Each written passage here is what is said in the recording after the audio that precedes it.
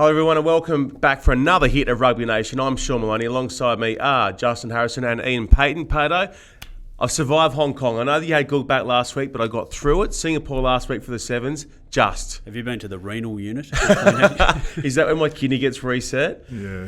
Catch a plane home with a straitjacket on, I think. What about it? I've done the worst thing ever on the way out of Hong Kong. I've watched A Star Is Born. Here's a little tip. If you ever do Hong Kong after 5 days straight, do not watch Lady Gaga and Brad Cooper in tears on the plane. Do you know that this is documented? Before it even got sad, I was in tears. It is documented that flying at altitude, you have a higher propensity to cry. Really? I cried during the cartoon. Yeah. Yep. Yeah, no, seriously. And that was before it even got bad. I mean, we're talking the good parts. We're talking shallow, up on stage, tears. Right. Yeah, it was a hell of a week, hell of a couple of weeks. We'll get to the Aussie Sevens in just a second. I was crying when I watched the Hong Kong Sevens, but for another reason. Yeah, I know. Well, I mean, we'll get to that in just a second. Okay, guys, first up, we have to address it. Israel Folau has decided that he wants to hang around a little bit longer, or at least this saga is going to continue out for a little bit longer after his decision today. Pato, step us through what happens next. What's the next process? Right, so he was issued a Code of Conduct breach notice. He's going to contest that, which means we go to a tribunal hearing. Now, that is a 3-person panel. One is appointed by the AAU, Rugby Australia, another by Rupa, and a third that is agreed upon, an independent person agreed upon by both parties. These are the lawyers of the world and SC here and there. Now, that will take some time probably to be impanelled. I reckon we're not, they might try and squeeze it in next week after the Easter break. I think we're probably looking after the Anzac long weekend. I guess at this point, Rugby Australia's made it pretty clear they intend to terminate his contract. They will go into that hearing pressing for that outcome. They can't guarantee that will happen. As we saw in 2014, Kurtley Beale, Rugby Australia were keen to terminate his contract. He came out of that hearing with a hefty fine in terms of the Di Patston affair. So there is still a lot more water to flow under the bridge, Shawnee. Not a great period for the game, but I think that as has been spoken about infinitum, Rugby Australia gave Israel Folau warnings about that kind of behaviour last year, doubled down on it, and were left with no other options in their eyes other than to proceed with this action. Anything to add? Are you good? Yeah, look, I think we just have to have faith in due process. Israel's been allowed to enter into a procedure that's anecdotally rock solid in terms of what your expectations are in terms of employment law with the contract you sign as a professional athlete for the Australian Rugby Union. And then, I'm sure that there will be a whole dichotomy of legal argument that will kick out of a game into disrepute scenario and into employment law, which people much better qualified and much smarter than any of us three will probably divulge into. Unfortunately, this is dominating some of the headlines, and certainly on a global platform, it's not a great image. And we are starting to generate some momentum around Super Rugby, some positivity around that. We were all looking forward to the momentum heading into a World Cup, and we've hit a huge speed bump here. And we also need to remind ourselves, is Israel okay? Like, is he? Is there something else happening here? The welfare of the player, all those sorts of things start kicking into it from an employment point of view. We certainly can't support what he's done in terms of spewing propaganda and issuing some sort of statement that condemns a large majority of the world population based on hearsay. So, look, it's a horrible debate and something that we really want to try and get past as quickly as possible. Okay, so the reality of it is that the Waratahs will be without Israel Folau this weekend for their match-up against the Rebels, and it's undetermined as to when he'll come back. How will that change? So let's just get back to the footy. Mm-hmm. He's not going to be there this weekend. How does that change how the Waratahs go about their work against the Rebels, who've got a chance, guys, this week to go a couple further clear at the top of the Aussie Conference? It's a massive game. Coincidence or not, it's loomed as a season-defining week for the Waratahs. No Israel Folau. Look, they are lucky that they've got a couple of options there. I guess you could throw Kurtley Beale straight back in at fullback, likes the position, is a very talented attacking player. Has had tonsillitis this week, which isn't ideal. But look, they went away and recruited pretty heavily in the off-season to create some depth. I'm sure that they didn't imagine that this is why they'd need the depth, but they've got Carmichael Hunt there and Adam Ashley Cooper up in the front line, which means you have the luxury to play Kurtley Beale at fullback. So will there be a huge difference? Probably not, but it's probably going to be more about what the Waratahs forwards can do in terms of beating the Rebels. Googie could probably I think about that. Adversity builds character faster than clear waters. So I think what we're going to see now is a team that's going to galvanise around each other. We're going to see an input of talent coming back from the players that were rotated out against the Sunwolves, and there's a clear shot now, an opportunity to still remain in the hunt, given that the Rebels didn't capitalise on their advantage that was created on the back end of losing to the Stormers. So the sniff of an oil rag that they thought was gone away to stay in the hunt for finals is still there. So that's a real-time, meaningful motivation, and they're a strong side at home. They need to improve again from what they did against the Crusaders. Certainly against the Sunwolves, they were below par, but I would expect to see a much better, coherent Waratahs team take the field on Saturday. It couldn't have got much sloppier off the back of the game against the Sunwolves. So week off as well, got the bye just to hit reset, get a bit of a recharge going. Maybe they'll be able to punch it out against the Rebels, who come into this one off the back of that loss against the Stormers last week at home. Stormers rested a bunch of guys. This is a big upset down in Melbourne. It's hard to, how do you pinpoint where did it go wrong and where do they spin it around this week, Goog, against the Tars in the derby?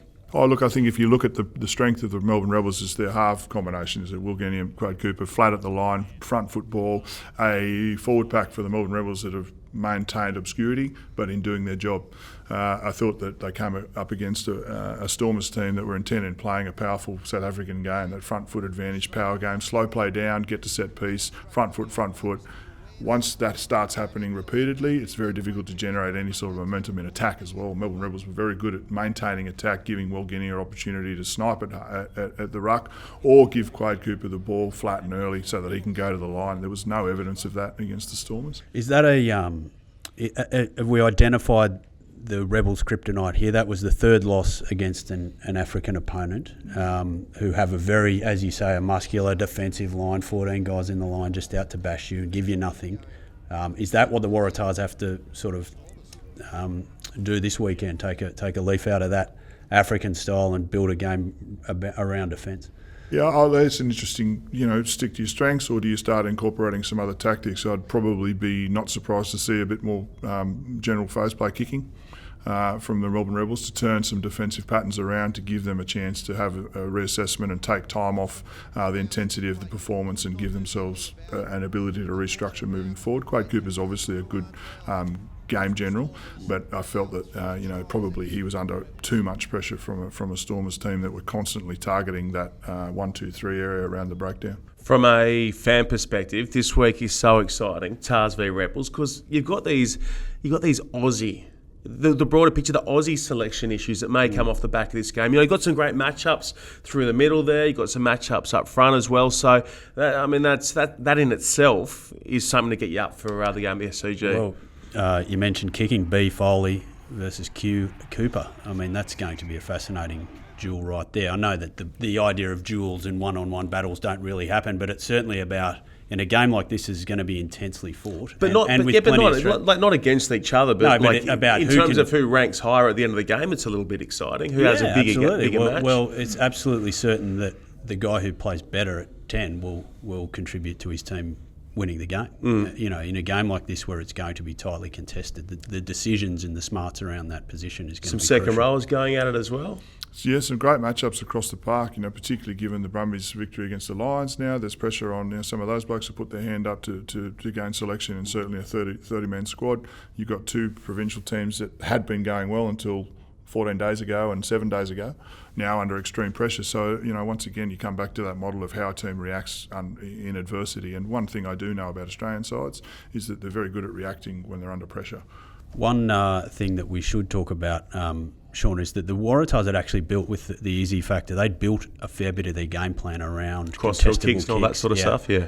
They're now without that. I don't think that anyone could claim to be as good as Izzy in the air. So it'd be interesting to see whether they persist with that in a different way. that was really successful for them against the Crusaders and against the Reds out at the SCG. So where do they make that up? Do they go away from that? Should be interesting. And the flip side to that quickly is that Quade Cooper cross-field kicking to Jack Maddox has been pretty good this year as well. So maybe the Rebels could flip that and turn it around on the Tars. Before we also bounce off to our next game, quick shout out to Nick Phipps, Fanger. Yep. Personal friend of mine. I had the birth of little Huxley James during the week, so he'll have an extra pep in his step, so good on you, Fang. Yeah, well done, mate. Welcome to the world of parenthood. Next up, Brumbies up against... let's round out the Brumbies' performance last week against the Lions first. Pretty strong at home. Return to form after getting shellacked a week previous. They love playing at home. Obviously, they've had all their wins there. That same as Goog was saying in terms of they had players coming back into the team. A lot of Wallabies, no David Pocock, obviously, but you've got a guy like Tom Cusack putting in a hell of a shift each week. That forward pack, again, set the tempo. But what impressed me was Christian Lealifano and the young fella Tom Wright outside him playing 12, who scored a lovely try. Went across to Rugby League for a while, recruited by the Brumbies. Looks to be a smart buy. That might be that 10-12 that they've been searching for there. Yeah, I thought the Brumbies, they created a lot of momentum in the first half, but weren't able to probably capitalise. They had a few tries short of the line, a few disallowed, but their back row was exceptional, I thought. And Joe Powell, the young number 9, first half probably taking too much time off the ball, 2-3 steps, sometimes a little bit indecisive, but second half he freed up a bit. He was happy to deliver the ball nice and early to Christian Lealifano, which allowed back row and tight forwards to be very clear on where they needed to be at any particular time.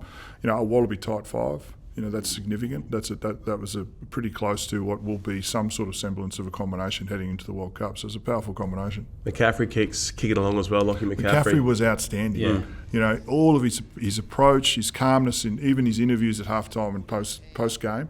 He's a bloke that's very calm about his presence and where he needs to be in a team. He's gone away to Northern Hemisphere, come back. He's a very complete character, and I'd love to see him as someone that gets involved in the World Cup game. It's a really good story, Lockie, as you say. He went away. I did an interview with him a couple of years back where he said he was caught in sort of the bench void. Yes. So he would train all off-season,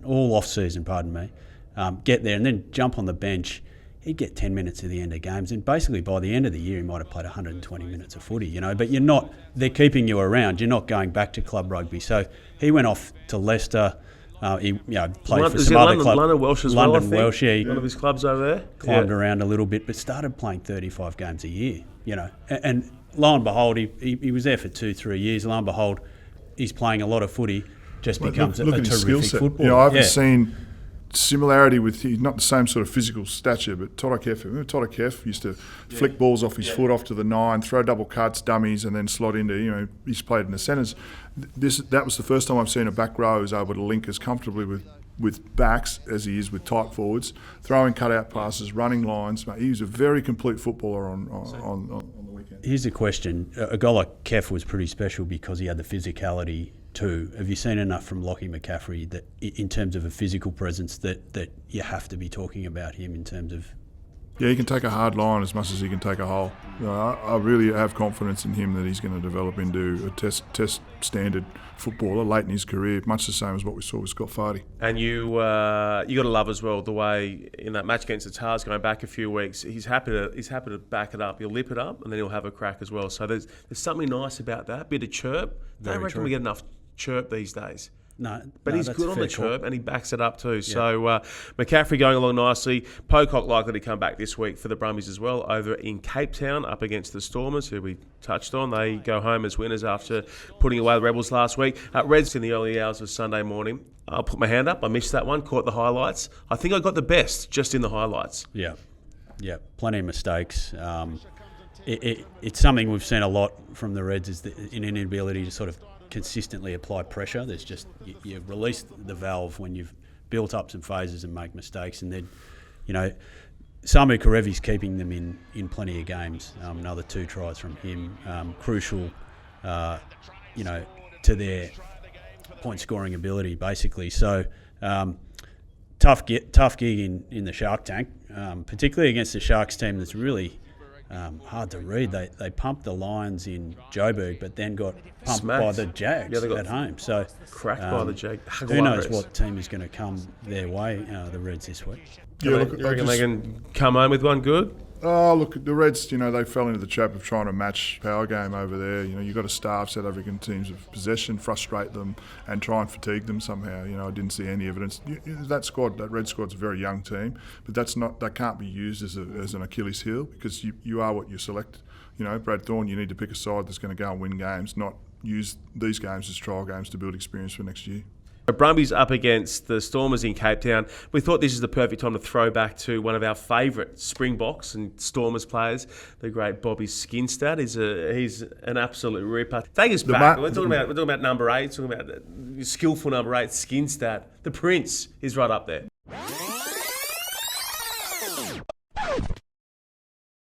As well.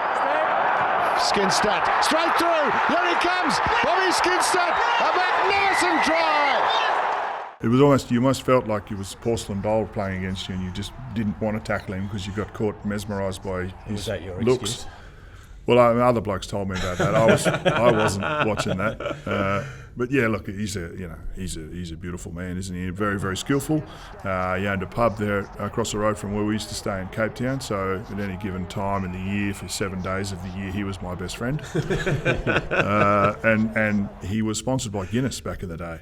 And he had a Guinness bar set up in his house, and also whenever he toured, they would ship Guinness to his location. Jesus. So, clearly he didn't drink it because he didn't change his body shape whatsoever, but everyone around him got fatter and fatter on the back of being invited to his room.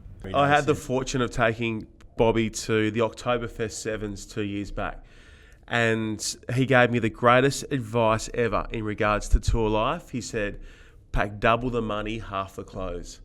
I reckon they're words to live by. Double the cash you take and halve your clothes, and away you go. Skinstad. So no doubt when you've got a body like his, you can afford to sort of cut out with shorts on anytime you want. Yeah. Still in the sevens team. Let's bring it back to it, Payten. Australia, tough. Put themselves in position in Singapore. I'm sure you touched on Hong Kong previous to that, but put themselves in a position in Singapore to go well. Made through to the Cup quarterfinals.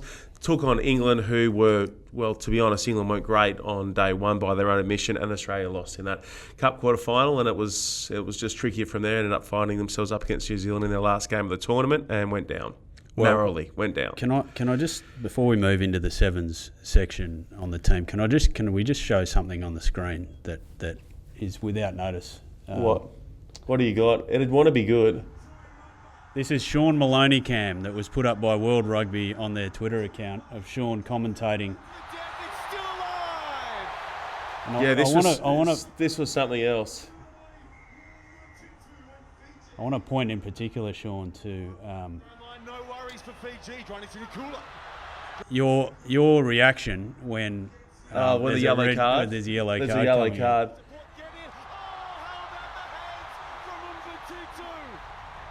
This was an amazing final. Firstly, let's talk dress code. Well, Are you standing on an ant's nest as well? You sort of move. There's a lot of movement there. because you want to feel the emotion of the game as well. So the reason I do that is I'm trying to an ocean line. But watch, look, I'm leaning right in the run with Bonifon, and then I kind of look. You're ahead of it. You're like the boxer. You're trying to. You're trying slipping punches. You're trying to read the play ahead of time, and then you're leaning into it. So it was an amazing final, 21-7 full time. Here's a reaction. I wasn't sure about this as a yellow card, just given it was one of the. There. It was one of the wall up. No, it was the referee's box next to me. So I was going to. After this, I slammed on the window. Paddy O'Brien was in there with the rest of them, and Craig Joubert. I was like, "What's going on?" And it's prevented a try being scored, so it's going to be a penalty try and a yellow card. Carlton Unna, who's better placed than me to comment on those sorts of things, he wasn't going on the body language, all that on board with it either. And then this was the knockout shot from one of the best sevens players in the world right now, Tui Mumba. This guy's a freak. So 21-7, yeah, guys, it was something else. And if you want to talk dress code, Gook will tell you that whatever you wear over there, it lasts about 6 seconds because it either ends up covered in pims or you just get drenched. Like it's just what happens. And that was my third shirt change of the afternoon. What were you drinking Pims for in the commentary box? No, I'm still cooked from the night before. By day 3, Pims is the elixir of life It over is. there. Let me tell you. It's like nectar. It's nil by mouth except Pims when you get to Sunday. It's so true. So that was Hong Kong. Singapore. Sevens wrap up. Well, look, you're the man on the ground, Shawnee. Tell us. You've probably seen more of the Australian Sevens team than many in the last year or two. I've seen a lot, and they showed a lot on day 1 in Singapore. They beat France and Argentina. France have finished second in the previous 2 tournaments. Argentina are a very good 7 side, and they put them both away, cleaned up Hong Kong. And I was sort of sitting there thinking, here we go. They're going to have a crack. They finished as finalists in Singapore last year, but fell apart against England in a game that they should not have. They were down by 12, got it back to 12-all, and then conceded right on half time. And they'll tell you, the Aussie 7 side, Walsh will tell you, the coach, there are just these tiny little moments that cost them every tournament. And they're tiny. And here's the dilemma: that it's the classic case of we're so close. Let's just keep pushing. But after a while, do you have to say we've been so close for so long? We haven't got that last part, and you're starting to see some change now in the squad. So the guys are mixing it up, and it's getting tricky now. So for Olympic qualification, they won't automatically qualify through the series. So they're off to Oceania, where they'll most likely take on Samoa, who are bloody good at the moment. Well, they're ranked above us. Well, they've turned the corner under Sir Gordon Titchens. They're a fantastic side, the Samoans. They are really flying. So then if you don't win that, you're off to the big one, which is over in, I don't know whether they haven't announced where it's going to be just yet. Global repechage. The global repechage, and you don't want to be in a global repechage. Well, look at the people coming out. One team will go through in Europe, in the European qualifiers. And then coming out of Europe, I mean, no one in Europe is in the top. No, they're not. So South Africa's win on the weekend elevates them above England in the World Series. So this you will comes have down Great Britain's an Olympic team. Great Britain will be an Olympic team. England qualify for them though, don't That's right, but England you will most likely won't. Either England, France, Ireland, Wales, Scotland. Correct. Scotland are handy. Even Spain are okay. Spain are okay. Spain beat Samoa to qualify. Spain beat New Zealand in Hong Kong. So right. and it comes down to that, you go, well, hang on a second. So as you pointed out, we are seeing some changes. Some young guys came in on day 2 in Singapore, the likes of Lockie Miller, Josh Coward's back. Joshy went nicely too. I mean, is that where we now have to look in terms of just a little bit of fresh blood and maybe some of the guys who haven't been part of... Maybe just some depth of squad, just some depth of squad will serve them right. But they've got to start looking... I mean, they've got to start looking towards November because Olympic qualification means plenty for the men. A lot to do. And then the women this weekend, guys, going around in Kitakyushu. Didn't you do some time in Kitakyushu or around there earlier this year? Yeah, in and around there. It's a good spot. Sampling sushi and sake and fumbling chopsticks along the way. Yeah, that's good areas over there. So they've got Charlotte Caslick goes back in and the power runner Mahalia Murphy as well for the Aussie Women's 7 side. So they should go well. Big in Charlotte Caslick. She's fit as a trout, been running around here. Only had a broken thumb, so obviously been able to do all the running she needs. And I feel like Charlotte is so talented with her passing. With 3 broken fingers and 2 broken thumbs, she'd still be okay. She'd still throw better left to right than most. Do you reckon she would have, if it was before an Olympics, done the old cut it off, Doc? I've got to go to the... 100%. No, she's thumbless, girl, if that's a situation. So, guys, that's this weekend. Huge week. Obviously, we're happy and looking forward to putting away the off-field stuff, getting back in the footy. Saturday night, SCG. Quick tip, Rebels or Tars? That's the match of the round. I'm going to go with the Waratahs. I think that galvanising factor of a week in the spotlight often works. Yeah, Tars. I think Tars have got it together. Big hiccup against the Sunwolves that they'll be plain sailing to probably threatening for finals. I won't give you the feature. I won't give you the 3 pyramids, Queen of the Nile Styles. I'll go the Rebels. Although I do like the Rebels, I've got to say. Because I have actually picked them as my bolters, and I'm not often. You got to stick with them. Stick with them. Maybe I should change. No, this week you're going to have Tars. I'll take the Rebels. Guys, that's a wrap from. Episode 4, I think we're up to now on Rugby Nation. Thank you very much for your company. Drawn game. There you go, drawn game. You can't have that. We'll see you all again. We'll see you all again next time, right here on Rugby Nation.